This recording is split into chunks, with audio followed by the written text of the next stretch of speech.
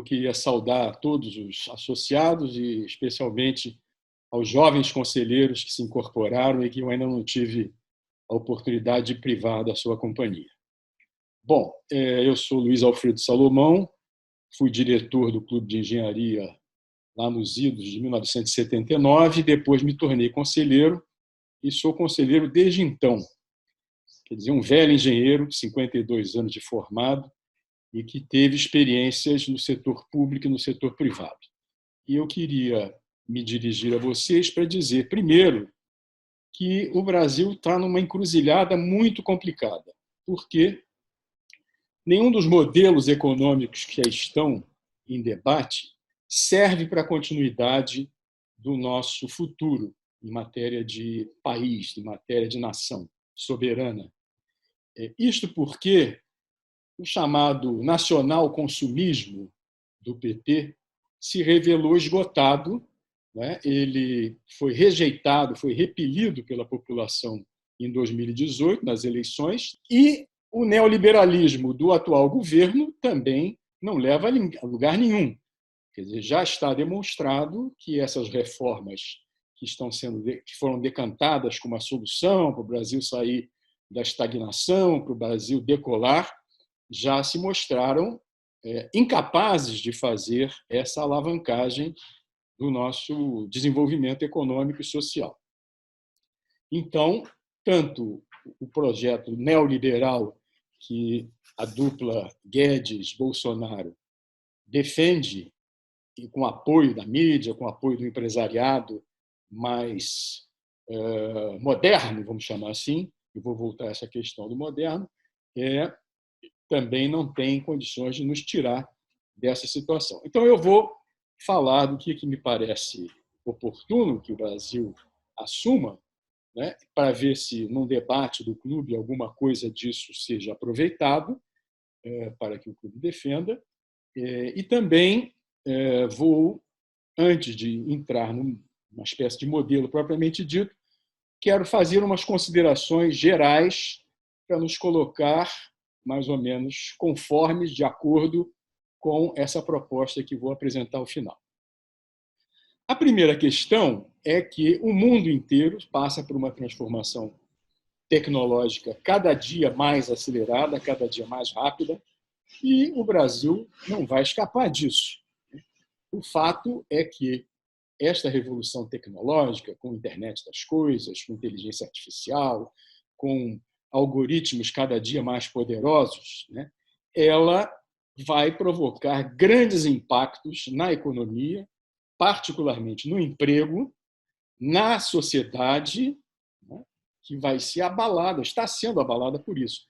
Meios de comunicação cada vez mais difundidos, cada vez mais disseminados, os meios de comunicação mais tradicionais perdendo campo, perdendo espaço, e novas formas de controle social que estão sendo criadas e desenvolvidas, né, em termos de reconhecimento facial, de vigilância, etc., etc. Então, isso vai afetar a vida das pessoas, o trânsito, o transporte, a mobilidade e a educação, naturalmente. Eu acho que essa crise do coronavírus vai fazer uma grande alavancagem na educação à distância, que era uma coisa que a gente precisava mesmo avançar. Enfim, vai haver uma transformação social, econômica e, particularmente, do emprego, que é sobre o que eu quero aprofundar, tendo em vista a discussão de um novo modelo.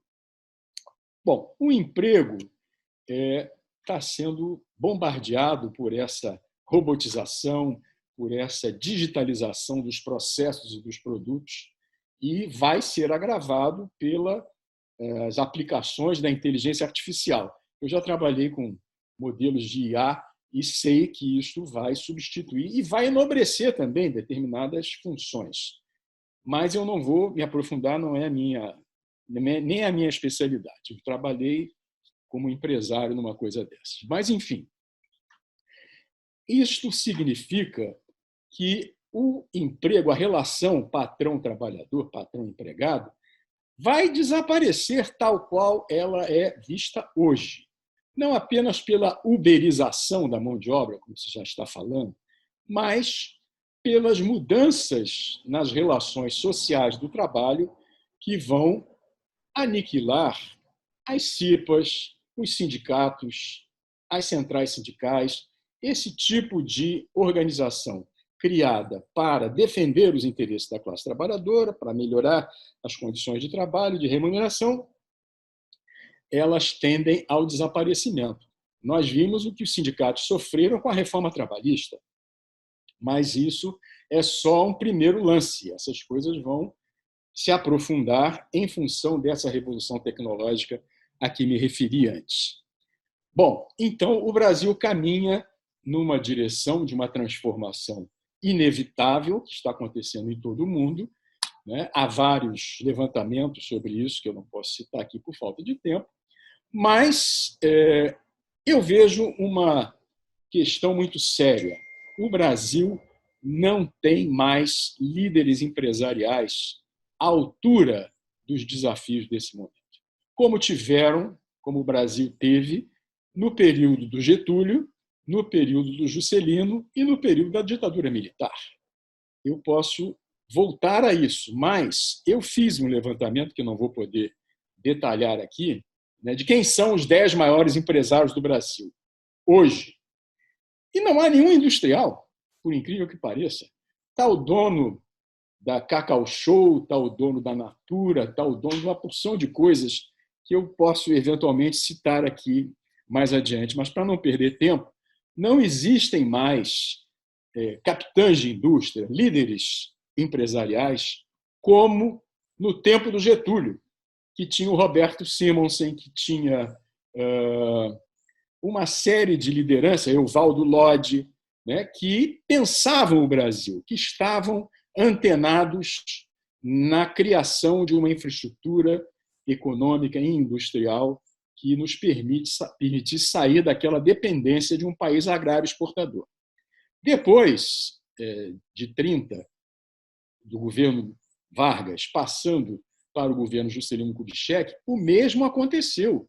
Havia uma geração de empresários industriais, sobretudo, extremamente participativos e cheios de formulações, de ideias, de propostas para o Brasil, e deu certo, ainda que o modelo do Juscelino tenha criado mais dependência em relação ao capital estrangeiro, mas o Brasil se industrializou, continuou a industrialização iniciada com Getúlio, um pouco nos moldes do Getúlio, mas, sem dúvida nenhuma, diversificando, expandindo a energia, expandindo o transporte, etc., etc.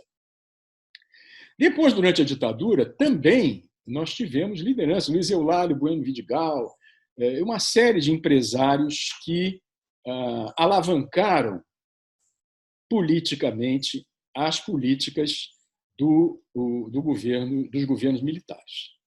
Hoje, lamentavelmente, o que nós vemos são empresários, pessoas que estão enriquecendo, que estão muito bem de vida, as suas empresas, de certa forma, bombando no mercado, porém, que não têm um projeto nacional. O que eles pensam é nessa integração do Brasil no processo de globalização, não importa se é uma inserção subordinada ou autônoma, o fato é que nós estamos afundando em termos de soberania na medida em que estamos cada vez mais dependentes. E isso se torna absolutamente apavorante no momento em que o atual governo se oferece para ser um parceiro subordinado da economia americana. É disso que nós estamos assistindo. Então, a política de petróleo é função dos interesses dos americanos. Hoje, a política do petróleo e gás, a política industrial também não tem nenhuma relevância no atual governo, até porque nenhum daqueles líderes são industriais autênticos, industrial que pega na graxa, que pega na ferrugem. Eles são caras sofisticados que vendem tudo pela internet, tudo é baseado na internet. E o que eles querem mesmo é valorizar os seus ativos e, eventualmente, negociá-los com um fundo de investimentos estrangeiro, americano, inglês, o que não importa a nacionalidade, mas vender as suas cotas, as suas ações para um fundo desses que paga caro por isso, ágios consideráveis. Infelizmente, é assim que eu vejo o quadro atual do empresariado nacional, né, que tem dois reflexos. Primeiro, é que, com o efeito espelho, não há lideranças sindicais também à altura do momento político que nós estamos vivendo. Esse é o drama. É um drama que se agrava com um pouco de reflexão histórica. Se você lembrar, você lembra do Getúlio? Veja só, o Getúlio, que foi considerado um governo nacionalista, um governo demagógico em favor do trabalhismo, etc., a criação do trabalhismo, mas o Getúlio fez uma aliança com o Franklin Roosevelt que ajudou o Brasil a saltar de patamar.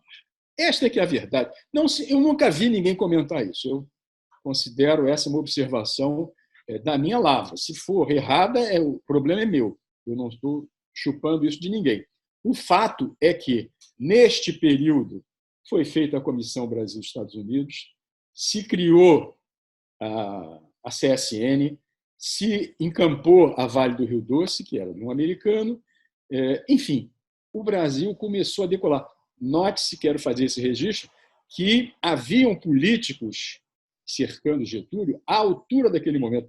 Vou citar apenas um em homenagem ao nosso querido Luiz Oswaldo Aranha. O pai dele foi um grande estadista nas negociações com os americanos para atrair recursos, para atrair apoio técnico, econômico, que o Brasil não tinha economista nesse tempo, para alavancar o nosso desenvolvimento, sem que nós ficássemos subordinados. O Roosevelt veio aqui no Brasil visitar e tudo mais. Enfim, foi um período brilhante em termos de diplomacia.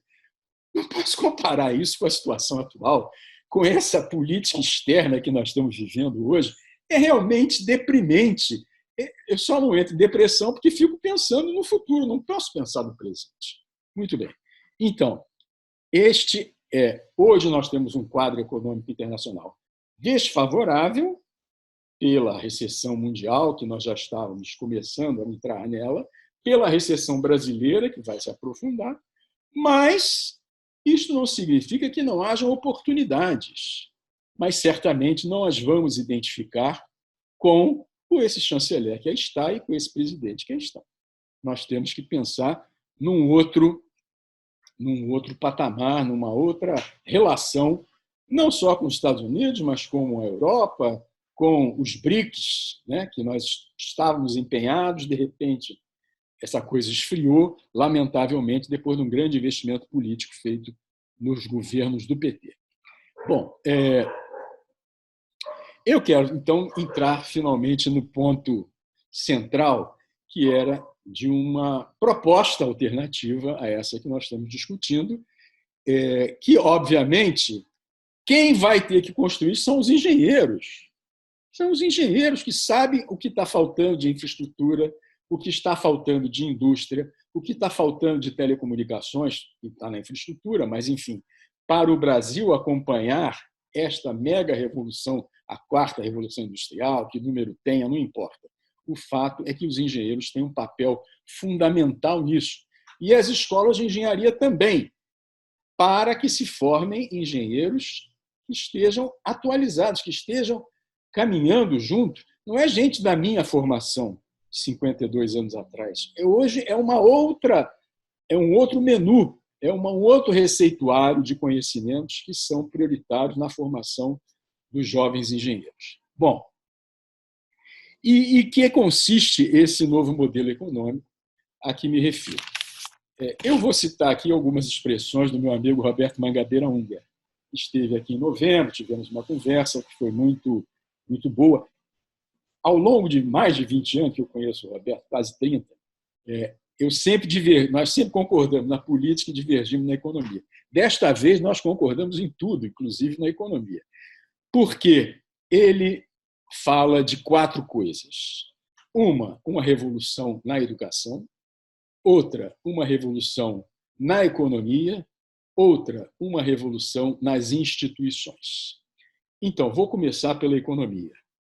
o que ele, e certamente com quase unanimidade do pensamento dos engenheiros que lideram o Clube de Engenharia, aí está sob a égide do Pedro Celestino, né? Nós queremos um modelo que tem aquelas três coisas, né? Democracia, soberania e, obviamente, para viabilizar isso, engenharia. Isso é sábio, não tenha nenhuma dúvida sobre isso. Agora, para construir isso, nós temos que pensar numa economia menos dependente do que a nossa situação atual. E essa menor dependência está ligada a três coisas. Primeiro, constituir reservas cambiais sólidas, geradas por superávites comerciais, como fez a China. Eu acompanhei isso na China, eu acompanho a China há 30 anos. E que não sejam reservas constituídas por capital voador, flying capital, como dizem no mercado internacional. Quer dizer, dinheiro que está aqui hoje, porque as taxas de juros estão atraentes, e pode todo migrar para outro país se lá aparecerem condições mais adequadas. As reservas cambiais são importantes para nos dar estabilidade, para nos dar garantias.